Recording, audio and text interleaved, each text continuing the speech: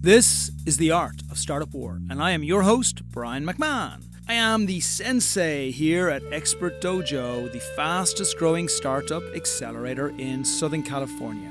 Now, in the first 2 seasons, we answered your questions about how to find investment for your business. We brought in the most accomplished investors in startup in America. You can find it on iTunes, SoundCloud, and Google Play. Now, here in season 3, we're flipping the script. We're going to hear real stories from entrepreneurs who are in the trenches today. In these episodes, we're going to take our guests through the storytelling model called the entrepreneur's journey. We'll hear about what sparked their call to entrepreneurship, help they received along the way, forces they overcame, dark times and revelations. So join us every Tuesday, 10 a.m. Pacific Standard Time, and start the week a smarter entrepreneur. Morning. It's Brian. We're back again. It's Tuesday morning. It's 10 o'clock. And again, a phenomenal podcast coming up with an incredible entrepreneur. I'll make a prediction that I believe this is going to be a unicorn within the next 5 years. So get listening, okay? Is that too bold a prediction? Hey, Brian. It might be. I don't like predicting 5 years I'm ahead. predicting. So if I'm predicting, it doesn't count. If it doesn't count for you, I'm predicting it because it's what I believe. Because Thank you. So look, we first met each other, was it like 6-9 months ago? About 9 months ago, yes. Yeah, and you pitched at the time, and I remember when I heard you pitching at the time, I thought this is like this phenomenal idea, but it's too friggin' smart for me. And I don't know whether I've got smarter or whether you've managed to dumb it down to a level where I just got it. And you came back this time, and I remember watching you pitch 3 or 4 weeks ago, and I thought, geez, this product, without question, has never been more needed, like in the world. So of creating this layer of suspense. But it's true, like I just got it in seconds. And not only did I get it in seconds, the VC who was beside me, who's Andrew, who of course is now one of your investors, turned around to me immediately and said, I think this company is absolutely brilliant. And so did I. And every single VC put up scorecards of 5s straight away. I think you nailed it. I think it's the timing, right? I think when we first talked about 9 months ago, we were at the cusp of something happening outside of our control where this becomes incredibly relevant. And that's what happened in the last... Well, we've obviously made our platform more easy to use and better to understand. But overall, I think with everything that's happening around us, this has become really relevant. And going forward, it's going to become even more relevant. It's beautiful. And so we're going to talk about the product in a couple of moments.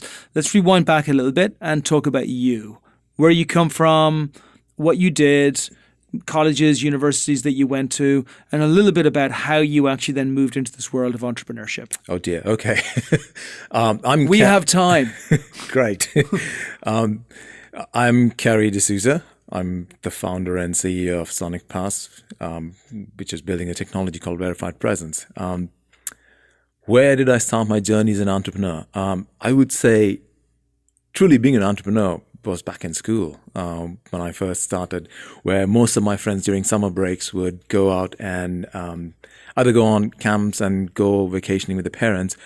I would always be looking to make an extra buck. For me, it would be go work at an advertising company and be the extra help or learn marketing or selling stuff. So always trying to basically get out there, meet people and make an extra buck. I think so the bug for doing something for my own was sowed really, really early on. But more than that, even when I was in school, one of the things, and this is what my friends and my peers tell me, one of the things I would always do is when we were solving math and physics problems, there would be a standard set of rules you would apply and prove out a theorem. I would always want to challenge that and say, okay, there are 5 other ways you can do this. Why aren't we following that? So that was the other part. These are the things which sort of led me to the whole journey of always trying to find a better way to do stuff, always challenging what's existing. I started programming fairly early on. I think the first time I tried to write code was when back in the day you had those cartridges for Pong games which you could rent out.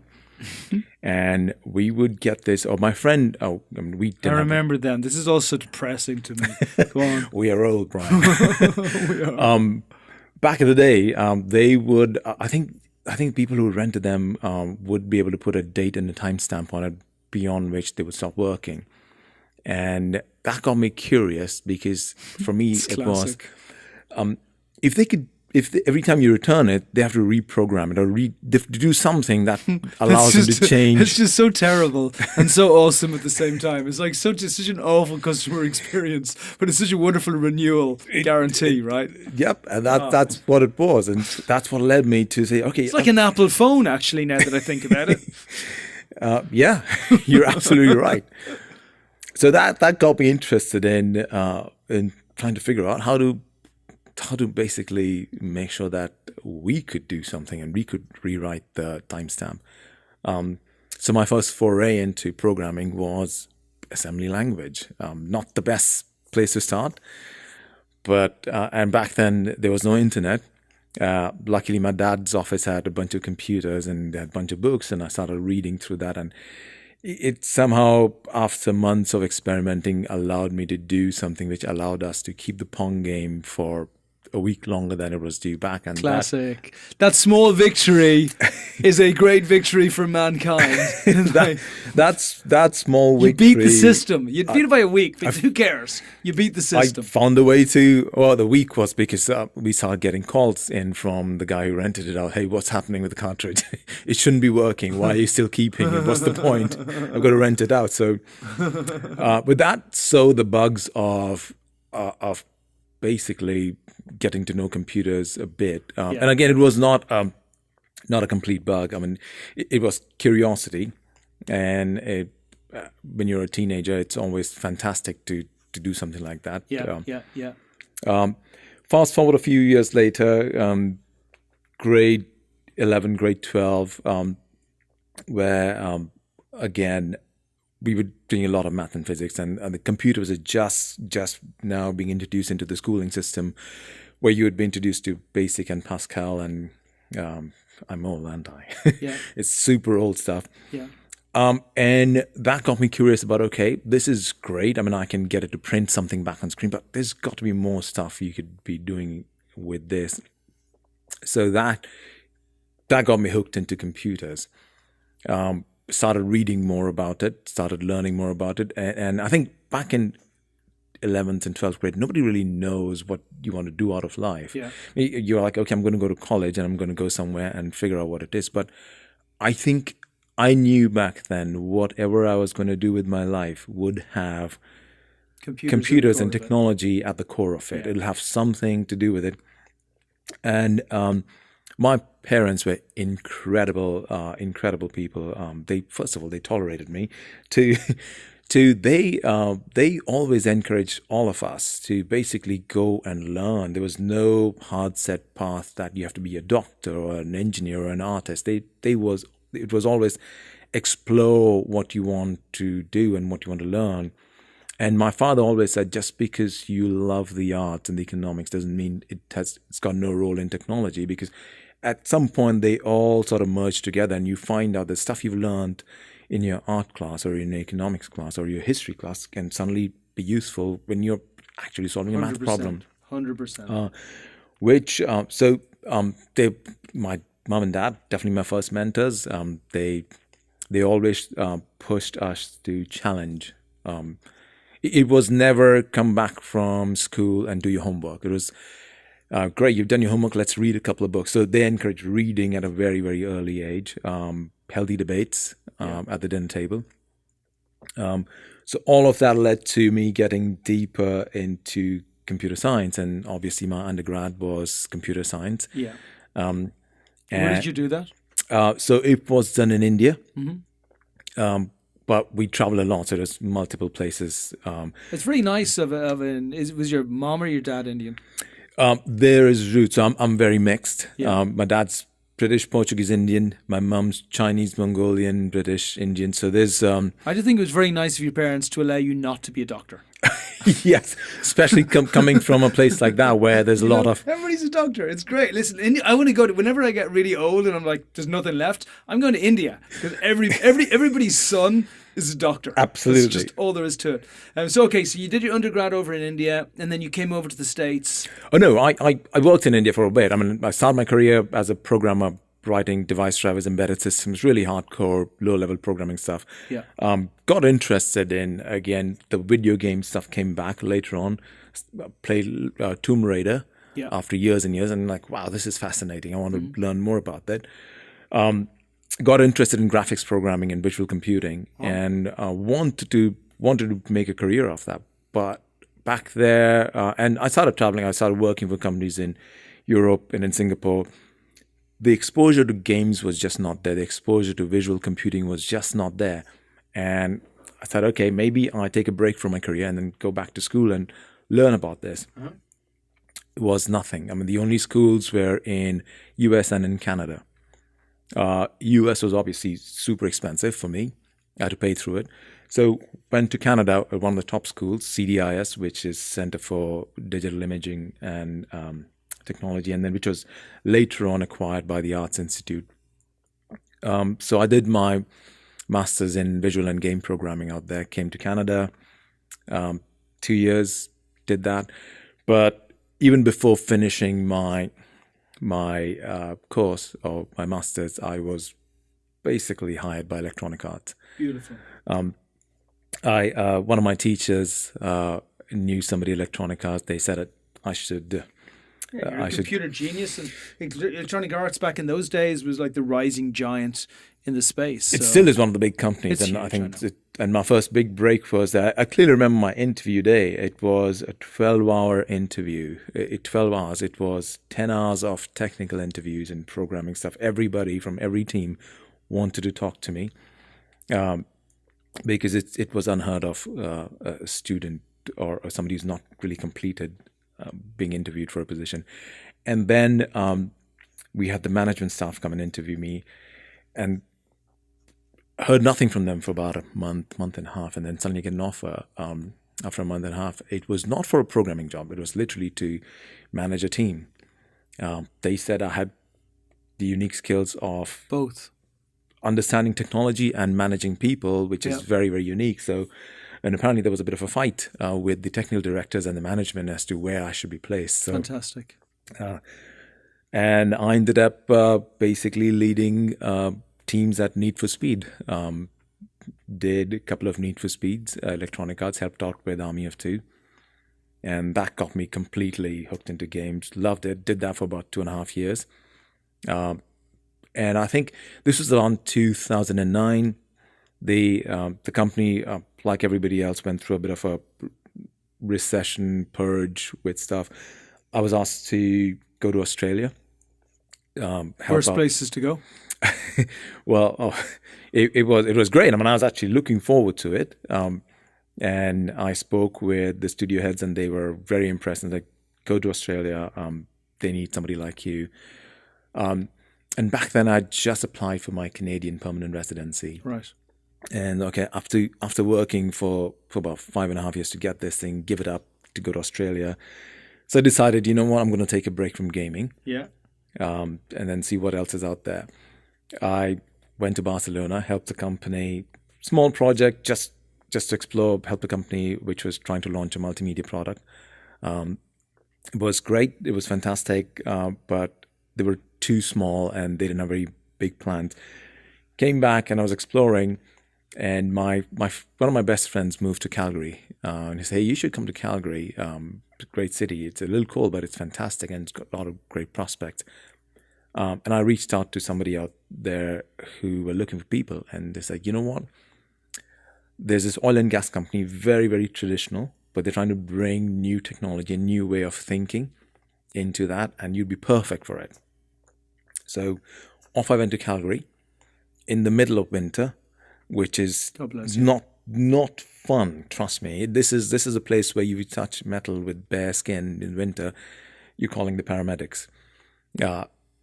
And I wish you hadn't said that. I just had that feeling. I know. there's actually, you didn't say a thong. You didn't put your tongue to metal. I know, right? And I want to, because there's a reason why. Most people who have been through my podcast before and listened to my podcast know that I spend very little time on the background, actually. And I spend very little time in the background because normally I'm very, very focused on getting to the product as quickly as possible. And I still do. I want to get there within the next minute or so. However, I focused on this background because I believe there are two things that you require as an entrepreneur internally to have the best chance of success in a company. You need to have phenomenal domain expertise, and you need to have a phenomenal business development ability, right? Your domain expertise allows you to build a product properly the first time rather than go 5 or 6 rounds. It allows you to build a user experience so that you can make sure that you actually have a product that people love using rather than just a product that's functional. And it also allows you to understand what the consumer is thinking because you are the consumer, right? So that domain expertise is vital. And then the business development, obviously, for all of the things that you need for business development, it goes without saying. But your domain expertise is so ridiculously strong for the product that we're talking about. And I know we're going to talk about MIT in a second that you went to, and we're going to talk about you working with companies that went public and everything else. So having that domain expertise where you are so ingrained in the product itself, you have such a high level of understanding. I mean, do you have a technical partner you work with? Of course. But actually, you're the technical partner. Like, you're the strength within that yourself as the person who's running the company. So for whether you're listening as an entrepreneur and you're looking for, Brian, where's the lesson in this? It's like, be fucking awesome. Like, be incredible as a domain expertise. And if you can't be, find somebody else who is, and make sure that person is not some hard dude over in Greece who just happens to be helping you because you're on a contract. Make sure it's somebody who's committed into the company. And if you are that person yourself, then this is the kind of level that I'm holding you to as far as being a company that can really make it. So take me through these final couple of years to where we are today. Absolutely. And then I want to push it straight into verified presence. Absolutely. So, I mean, Calgary was fantastic, and that's where 11 months. I spent 11 months there. But that's also was where I, on a whim, decided, you know what, I'm going to apply to an MBA and see what happens. Just on a whim applied, and I got into Sloan for the exec education program. Wow. Didn't want to spend the money because I was not really interested. I mean, I already knew what I need. I didn't think it would help, but I went back to the CEO of the company and said, hey, I got into MIT and I don't really want to pay for it. And she's like, we'll pay for it. You go. Damn. So nobody ever offered me money. so I went there. They offered me money not to go places, but nobody ever. Well, it was not to me. I mean, they were going to pay for the course, and the plan was that I would go there, do the 7, come back, and impart the knowledge. And then I did go. I did go to Sloan. And I realized MIT is hardcore. I mean, it's hard for anybody. Like, there are things we'll say here. We have a lot of listeners who are not in the US and they're over in Europe, and I'll say something and they'll be like, Brian, what the hell is that? But everybody in the world knows MIT. Everybody knows how hard it is to get in and to even even go there for a day trip. Well, it's.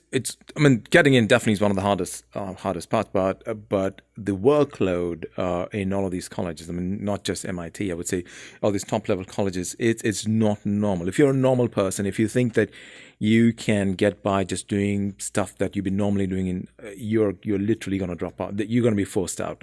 You have to find that superhuman strength and willpower within you to succeed, and that's why people from these schools have such high performance levels, because they are just 2 years to 4 years. They're just constantly living that, and they're so used to that. How interesting.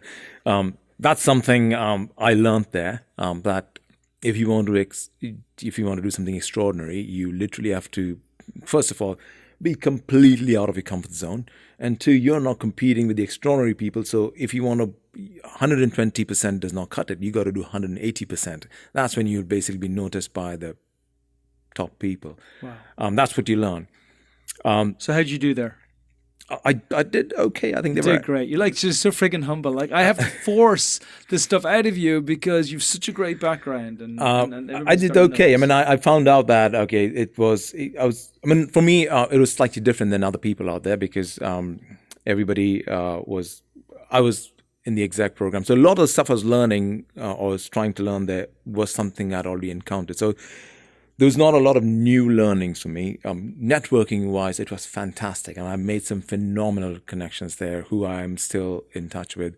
Some of them have gone on to become mentors and friends. So I decided, you know what, I'm not going to spend any more of the company's money to just get a certificate, which means nothing to me.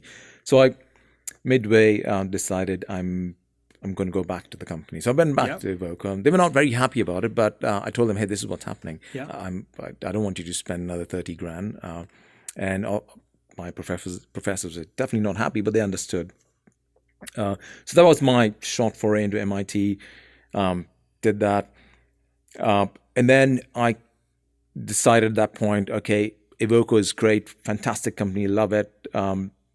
Oil and gas is great, but I've done what I could. Mm-hmm. And I was just not enjoying Calgary. I think minus 20 degree weather. No, good luck and goodbye. So this is when you're deciding to be an entrepreneur, right? No, this is when I decided I'm going to basically see what else is out there. And then some people from Nexon, which is the company I worked with next, found out that I was a free bird or a free agent looking to figure out what. And I was looking to go back to Europe.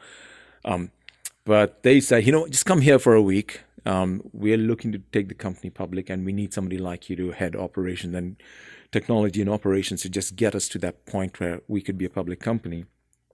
And I was like, LA is not my top destination at this point. And my friend who was running the company said, just come here for a week on us. Hang out with the team. See, at the end of the week, we'll talk. And I came here for a week on their invitation. I stayed here, met with the team. Great people, loved what they were doing in terms of technology and how they were disrupting the whole gaming space by going free to play. Decided, you know, I'm going to give it a shot. Like, why not? So I worked with Nexon, helped them streamline some of the stuff and helped them get ready for public. And they went public in 2010. Beautiful. And then this completes that entire experience that allowed you to start off a company with already the full knowledge of what it looks like to take that company public. Enough to understand where yeah, absolutely. Beautiful. So bring us to verified presence. So throughout my tenure, right from the very beginning, like Electronic Arts, Nexon, Evoco, one of the problems that I've always been dealing with was email hacks, account hacks, security. And back then, there was literally no solution other than hardware dongles or resetting passwords or all sorts of stuff which were at best band-aid solutions. Now, post and Nexon, it became exasperated because now there was fraud associated with that. And we're not talking $15, $20 frauds. Each of these accounts some of these accounts were $120,000, $130,000. So there was a lot of money at stake. We still didn't have a solution. There was no solution. And this was something, it was a painful problem which I had to deal with throughout my career. It was something that was the back of my head. So as I was transitioning out of Nexon and trying to figure out what I'm going to do next and working with some small startups, one day while driving back on the 405, and I wanted to listen to this very specific song on Spotify, and Spotify decides to tell me that, hey, you've not logged in for 3 months. This is the time you need to log back in. And I, for the life of me, could not remember my passwords. And I was not going to try and reset my password while driving. Yeah. And that got the gears going. I came back home that evening, first of all, frustrated that, okay, in this day and age, there's got to be a better way of interacting with your data. Yeah. The first instinct was to go and see if I could buy something, if there was something available which I could buy and basically solve the problem for myself. I was not really interested in solving this problem for anybody else. But whatever I found, it was essentially a band-aid solution, a password manager or something that is a temporary fix. And these are these are big companies and big products. These are multi-billion-dollar companies. No, and look, you don't even need to ask the company. Like, you can ask the consumer. Most of us have got a Word document with a bunch of passwords on it, which is stuck in our computer somewhere, and we know we're going to forget all of the passwords. But I think I have at least probably 100 passwords that I need on a kind of a semi-regular basis, and there's probably 500 that I just don't even bother trying to remember because I just going to know. So the password situation, not only has it been broken from a user perspective, but it's been broken from a security perspective forever. It just has never been fixed. Yes. And this two-step verification hasn't done anything. No, it's just added another layer of complexity which people don't like using. And you said you've got 100 accounts, and I think most average people have got about 60 to 70 accounts, and that's going to increase. We're getting more and more connected. Yeah. And everything that's connected is collecting your data, and that data you need to protect. And every day in the news, you're hearing a data breach somewhere or the other. So for me, that whole thing was, okay, I can't accept this. This is a very mediocre solution. Nice convenience, but zero security. And there are some really secure solutions out there, but not accessible for consumers. No. I mean, you've got to pay tons of money, and then very few companies use that. Yeah. So for me, that was just not an option. So I started digging in to see what could we do where we could get rid of passwords. And there was enough biometric stuff out there, and I started looking at that. So, okay, maybe I can create something again, this is, at this point, still there's no company. I'm still trying to figure stuff out personally. What can I do that I could personally use to basically not have to deal with passwords? And I started reading stuff, and I mean, that's when I spoke to my co-founder Jason, who's been with me since my time at Electronic Arts. We started talking, and then I think I found a paper from NASA in the 60s or late 60s. They were using DTMF tones to transmit data to create a sort of a sound-based LAN, which for me made absolute sense because sound has got a natural decay property where it's only valid for a very small window and a small distance. So I talked to Jason. I said, this might work. We had another person helping us back then. So three of us, very briefly, as my brother-in-law basically jumped in to help us. But Jason said, you know what, we could do a prototype pretty quickly just to see if this works. So the first prototype was literally taking Google's two-factor. We didn't get to the passwords. We literally took the two-factor SMS we got, converted that to DTMF, and sent it back to Google just to see if the transmission stuff worked from your phone. Yeah, and by the way, two-factor, just so everybody listening, very simple. It's just you put your password in. It says, I'm going to send you a text to your phone, okay? You got to do two things to actually convince them that you're the person. Okay, go on. Right. And that worked. That was fantastic. All right. It takes the stuff in. So now let's get rid of the two-factor. And now let's see if we can actually put the password in and transmit the password. Yeah. That worked too. And then that's when we hit our first challenge was TTMF is very annoying to hear.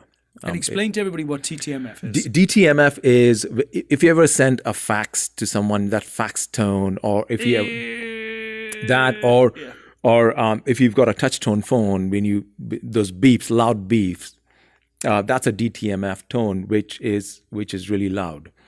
And imagine in an office where 50 people are working and trying to log in, you'd hear this constantly. So we knew that, okay, this was, it's awesome, but not going to work.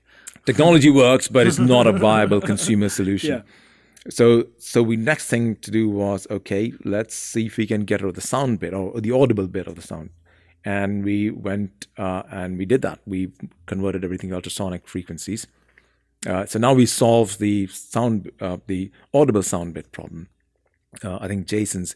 That's crazy. So are we talking about a dog whistle here? Oh, I was just going to say that Jason's dog, every time he tested it, absolutely went bonkers. And I think one of Ryan's kids could hear his small kid. I think as we grow older, our hearing goes. Wow. But he could hear. So we said, okay, this works. But the computer can hear it, which is the important. The computer microphone could pick it up, and your iPhone could send the data in. Amazing, right? So that for us was, okay, this is fantastic. This works. And it's a unique signal which comes out from only one particular device in one area. So and then you can define the frequencies it's supposed to amazing. Okay, good. sit on. Good. I think we can all understand this, yeah? So that worked fantastically. We decided, okay, this is going to be a good prototype to start shopping around. And I think just about that time, there's another friend of mine who had investment from an investor, and we got talking, and I think he wanted me to help him with some of the stuff. And I met the investor, his investor back then. He was not our investor, and we got casually talking, and he asked me what I was doing and what I did and how I know my friend. And I said, hey, this is what I do, and this is the problem I'm trying to solve. And we showed him a demo, and he was completely blown. Yeah. This is 2015, and he's like, before you go to anybody else for money, if you're looking for money ever, I want you to talk to me. And this is why in this podcast I've spent so long on the domain expertise. The domain expertise is so key for people because what you bring to market is real. So you don't have to go through the usual, we got to see 200 investors, we got to pitch to them all, we got to hope that we get the right feedback. The ones that get it, they get it straight away. Absolutely. Yeah. I mean, you've got to have a problem that actually, you've got to have a solution that actually solves a problem. And so you've got to put it in such a way that people understand it. So that was our first bit of investment, which... How much did that investor put in? At that point, he put in 300K. Wow. It's a big play, considering you were very early in your solution. Super early. I mean, that was not even it was still not a viable solution. I mean, it's still not enterprise grade it is today. But we all get it. We all got, even you explaining what you had back then, we all get it. Like, it's the biggest problem that's being faced right now for any kind of payment, never mind everybody else, any payment organizations in the world, merchants, anybody. Yeah, I get it. Okay, cool.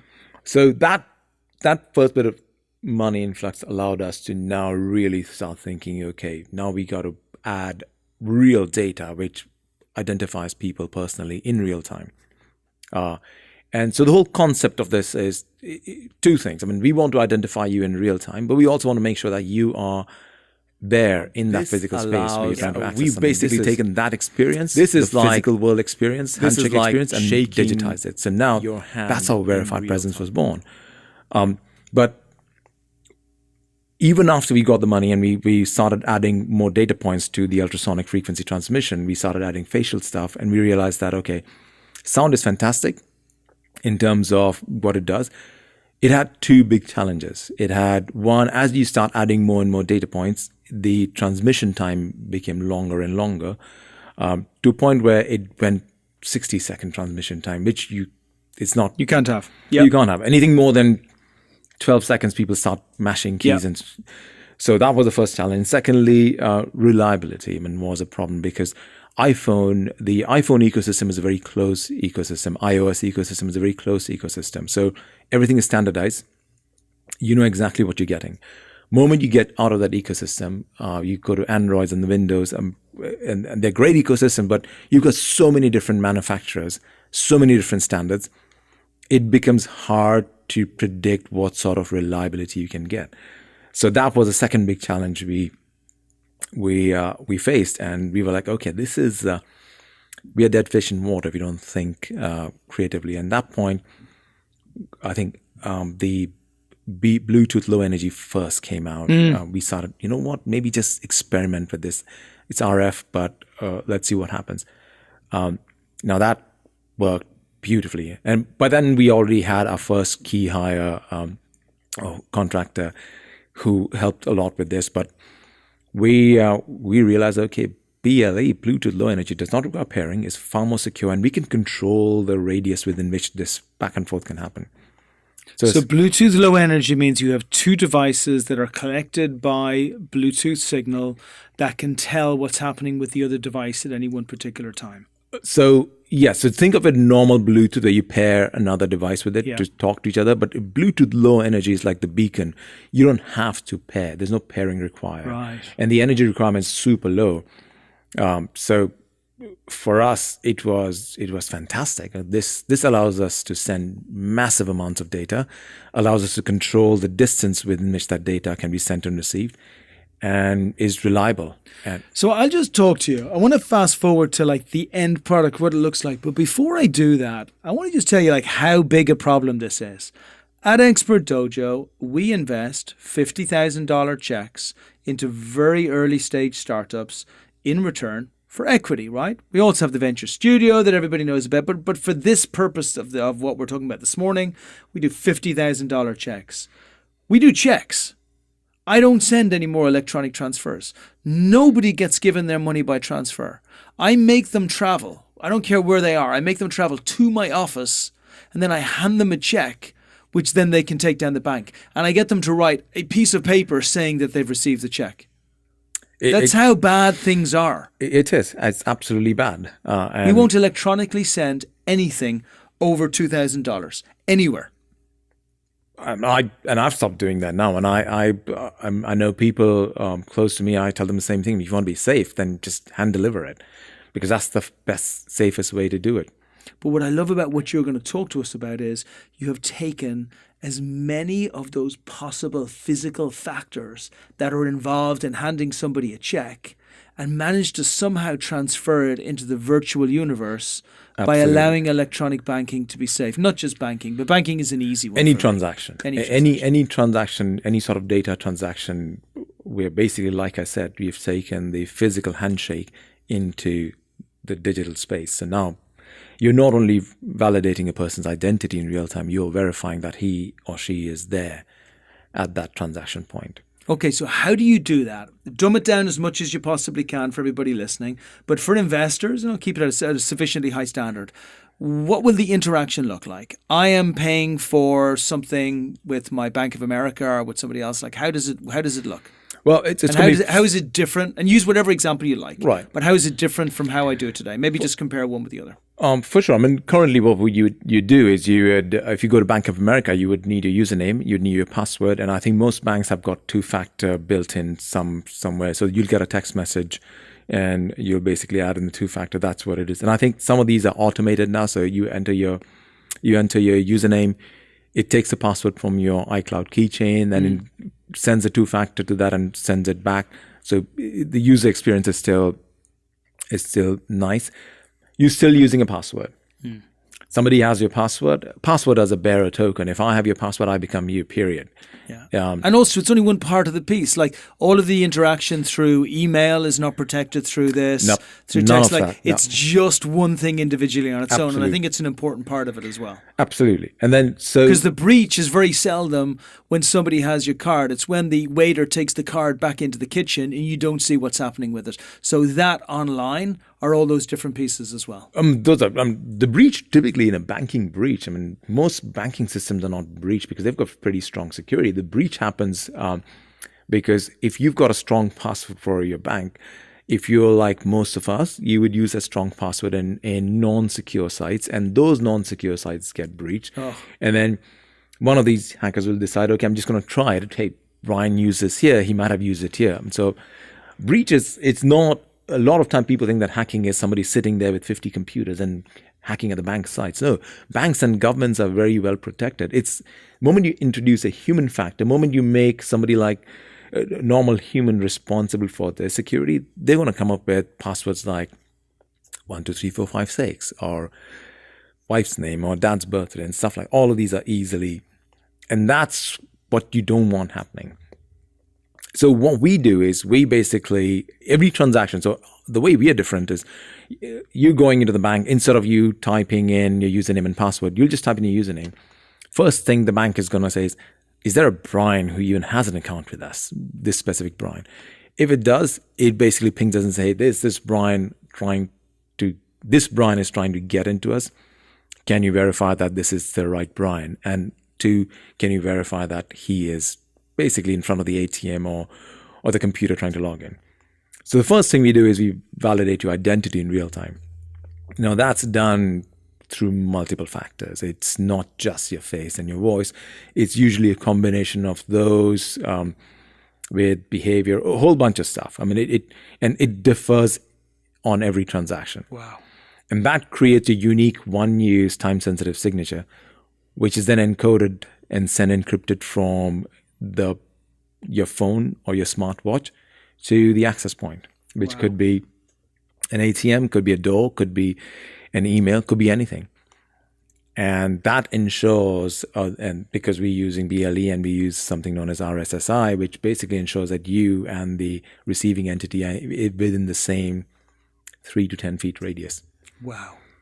And you've already, and again, this podcast is so fascinating for everyone because we haven't really needed to talk about investment. Like, it's an investment podcast where we haven't needed to talk about securing investment because the product fit is so strong.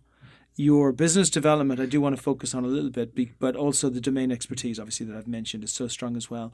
But you've managed to then take this product while you're building it, while you're developing it, and I'm sure we don't want to use the names, but you've managed to get top Fortune 500 companies that have agreed to actually not just trial, but very extensive trials within their platforms. I think more than trials. I think they want to try to. For them, it's not a trial to see if it works or not. For them, it's trial to see what else we need to put on that to make it work. So it's not even a question. And we're talking hundreds of millions of transactions, right?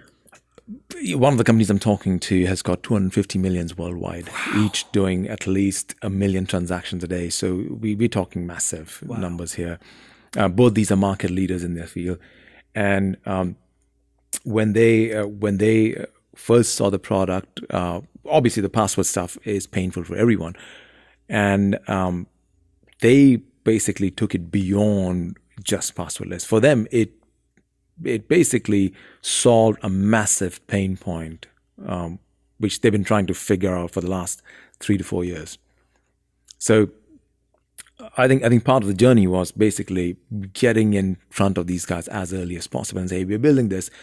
But your background helped you do that. Like, absolutely. Everything is connected. You're right. That's what this whole message is. Like, all these companies you were with, the Electronic Arts, the MIT, the Calgary, the company that you went in to help bring in public, the company over in Barcelona, every single one of these provided a data point which are all connected to get you to a place where you could pick up the phone to the CTOs of these or the CIOs in these particular organizations and say, you know what, I have a phenomenal technology, and you get in front of the right people at the right time and turn what could normally be a 3-4 year sales cycle into what was probably a 3-6 month sales cycle. 3 months, yeah. Yeah.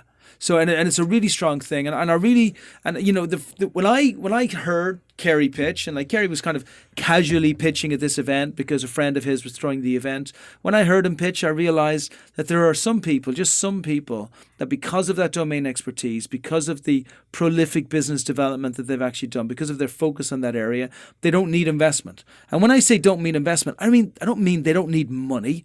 Everybody needs money to scale their business quickly. I mean, they don't need to go through the 200 investors to actually try and find the one that maybe their prince that can help them go through. Like, we will find money for Carey, if he doesn't find it himself, within the next couple of weeks. I have no doubt of it in my mind because all of those other pieces are really nicely put together. So I know, firstly, as investors, you'll get Carey's details at the end. You can reach out to him for sure. But as entrepreneurs, please, not all of you can do what Carey did to 100%. You haven't gone to the college maybe, or you haven't had the opportunity, you haven't had the opportunity to work with a public company, or you couldn't get the domain expertise where you are. But please take pieces of what you hear here and apply it to your startup. Don't just think you can wake up one day, hate your job, leave, start off a company in an area that you haven't worked before, and then 4 years later, you're wondering, well, why didn't anybody give me investment? Life is so unfair, it's so bad. No, you didn't position yourself in a place to win. And I'm going to reflect a bit more on the positioning part of it. And I think one of the things I learned very early on was that no matter what solution you have, no matter how innovative your solution is, if it's not creating value for the listener or the person on the other end, it will literally fall flat on the ground. So one of the things I do when I talk to people is basically understand how I'm solving a problem for them. Not, hey, this is an amazing technology we built. Let's figure out how we can. No, I'm already going there and saying, this is a problem you are dealing with. This is how we're going to solve that problem. This is how it's going to save you money. So that's something I would definitely encourage any new entrepreneurs to say, if they're going after any product or any software or any application, it's got to solve a problem which people care about. Brilliant. Now, let's ignore like silly comments like me about unicorns and stuff, even if I think it's true. And I want you to give me a crystal ball for what the company looks like next year in 2020, not 2019, 2020, and in 2021. And again, everything we say here on the podcast is just our feelings of what will happen, right? And I'm not trying to guide anyone or goad them or anything else, and neither is Carey. But I do want you to have a feel as to what his roadmap looks like over the next 2 to 3 years. Let's assume we're going to raise money. How much are we going to raise? And then talk to us a little bit about what that's going to do for the company. So we're currently actively talking to investors, and we've been lucky that quite a few of them are interested, which is great. So we're raising a 1.5 million round specifically, and I was told that this is too less, and this is a very deliberate move. I know that we could easily get a little bit more if we wanted, but I put it to our limited partner. How long did it take him to offer you the full 1.5 million? About 5 minutes speaking. 5 minutes, wasn't it? Yeah. No, I think you might want more, but then again, you've got so much good, strong traction going that you might just want to do that in 6 months. I think so. There's a very strategic reason why we decided we're not going to. I mean, there's people have offered us more money, but for me, this 1.5 gets us these top two or three customers, and I only want to focus on them this year because everything we do with these people is applicable everywhere else in the world. So 2019 is literally going to be taking this and getting into very deep relationships with these people. And then 2020 is when I'm looking to do a Series A.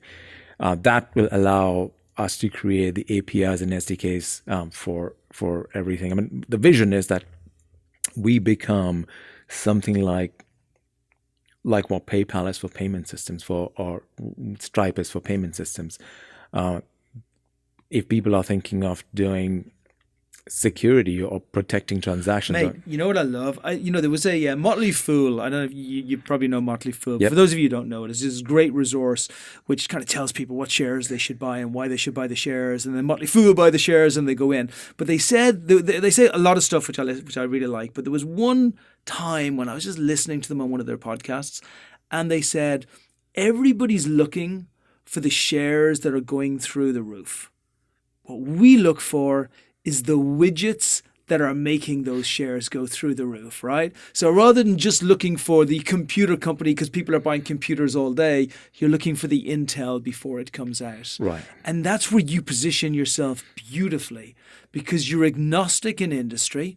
And yes, payment platforms, it's the most obvious place, but there are so many other areas within authentication that everybody's just trying to look for to make the world a safer cybersecurity. You're talking about healthcare. We've been talking to healthcare companies. We've been talking to automotive companies for connected cars. We've been talking to IoT companies.